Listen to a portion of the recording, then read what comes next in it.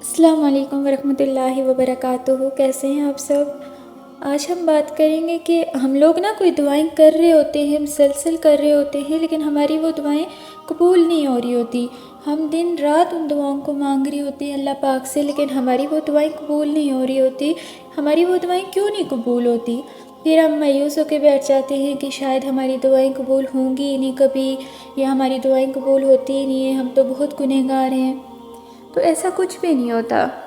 اللہ پاک ہمیں اگر اللہ پاک دیر کر رہے ہیں دعاؤں کو قبول کرنے میں، تو اس میں ہمارے لیے اللہ پاک نے بہتری سوچی ہوتی ہے۔ اور سب سے بڑا جو ریزن ہوتا ہے کہ ہم لوگ دعائیں ہماری قبول نہیں ہو رہی ہوتی، اس کا ریزن یہ ہوتا ہے کہ ہم لوگ اللہ پاک سے ضد لگا کے بیٹھ جاتے ہیں کہ ہمیں یہ چیز چاہیے ہی چاہیے۔ ہم لوگ اللہ پاک سے اس طرح سے دعا نہیں کرتے، ہم لوگ اللہ پاک سے ضد لگا کے بیٹھ جاتے۔ وہ اللہ پاک جو پوری مخلوق کو چلا رہے ہیں، ان کی اجازت کے بغیر ایک پتا نہیں ہل سکتا، ان سے کبھی ضد لگائی سکتی ہے؟ کبھی بھی نہیں لگا سکتے۔ ہم جتنی ضد کریں گے اللہ پاک اتنا ہی ہمیں اس چیز پہ آزمائیں گے۔ ہم لوگ جتنا اللہ پاک سے وہ چیز مانگیں گے ضد کر کر کے کہ نہیں یہ ہماری کیوں نہیں ہو رہی ہے، ہم لوگ اللہ پاک کو یہ سمجھنے کی کوشش نہیں کریں گے کہ شاید اس میں ہمارے لیے بہتری ہے۔ ہم لوگ ضد لگا کے بیٹھ جاتے ہیں کہ نہیں بھائی ہمیں یہ چیز چاہیے چاہیے چاہیے، تو وہ پھر اسی چیز پہ ہم لوگ آزمائے جاتے ہیں۔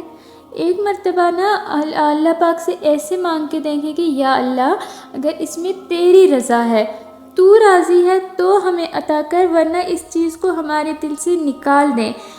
پھر جس چیز میں اللہ پاک کی رضا شامل ہو جاتی ہے وہ چیز ہمیں بہتر کر کے دی جاتی ہے، اور جس چیز پہ ضد لگائی جاتی ہے وہ چیز مل بھی جائے تو پھر بھی ہمیں اس سے، مجھے نہیں لگتا کہ کوئی ہمیں اس سے فائدہ ہوتا ہے۔ ہم لوگ اپنی دعاؤں کو اگر اللہ پاک کی رضا کے لیے چھوڑ دیں گے یا اللہ پاک کے حوالے کر دیں گے کہ اللہ پاک کی رضا کے لیے چھوڑ دیتے ہیں تو پھر اللہ پاک اسی چیز سے ہمیں نوازتے ہیں، کیونکہ اللہ پاک کو یہ ادا بہت پسند ہے کہ اس بندے نے میرے لیے یہ کام کیا ہے، اس بندے نے میرے لیے یہ چیز چھوڑ دی ہے، اس بندے کو مجھ سے محبت ہے۔ پھر اللہ پاک اسی چیز کو ہمارے نصیب کا حصہ بنا کے ہمیں عطا کر دیتے ہیں۔ تو کچھ چیزیں جو ہوتی ہیں وہ اللہ کے سپرد کر دینی چاہیے۔ تو اگر کچھ دعائیں ہماری قبول نہیں ہو رہی ہیں تو وہ دعائیں آپ اللہ پاک کے سپرد کر دیں۔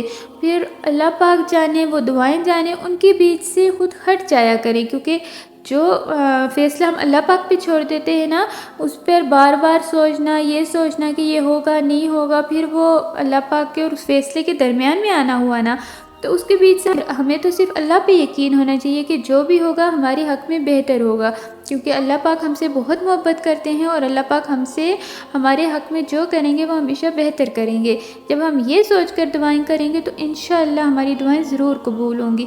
اور اگر دعا کوئی قبول، یہ تو ہو ہی نہیں سکتا کہ دعا نہ قبول ہو، یہ ہمیشہ قبول ہوتی ہے، لیکن اگر کچھ دعائیں ہماری نہیں بھی قبول ہوتی تو اس میں ہمارے لیے بہت زیادہ بہتری ہوتی ہے، جو اس ٹائم ہمیں سمجھ نہیں آ رہی ہوتی، لیکن ہم لوگ بعد میں اس چیز کو سمجھنے لگتے ہیں۔ آپ کو بعد میں اس چیز کی اصلیت دکھائی جاتی ہے کہ اگر یہ تمہارے ساتھ ہو جاتا اس ٹائم پہ تو تم کتنی بڑی مصیبت میں پھنس سکتے تھے۔ تو ہم لوگ اسی پہ اللہ پاک کا شکر ادا کرنے لگتے ہیں کہ تھینک گاڈ یہ ہمارے ساتھ نہیں ہوا، ہم لوگ دعا کر رہے ہیں نہیں قبول ہو رہی، کیوں نہیں ہو رہی، بس اللہ پاک پہ یقین رکھیں، اللہ پاک کی رضا کے لیے دعا مانگیں، اپنی دعاؤں پہ ہمیشہ یقین رکھیں، اور اللہ سے کبھی ضد نہ لگائیں، کسی چیز کے لیے ضد نہ لگائیں، کیونکہ اللہ پاک وہ جانتے ہیں جو ہم نہیں جانتے۔ تو اپنی دعائیں جو ہیں وہ اللہ کی رضا کے لیے مانگیں کہ اللہ پاک اس میں تیری رضا ہے تو ہمیں دے، تو وہ چیز آپ کو بہترین کر کے دی جائے گی۔ یقین مانیں کہ وہ چیز آپ کے لیے اتنی بہتر کر دی جائے گی کہ ہم لوگ کی سوچ ہے۔ تو اس لیے اللہ پاک پہ ہمیشہ کامل یقین رکھیں اور دعا ہمیشہ مانگتے رہیں۔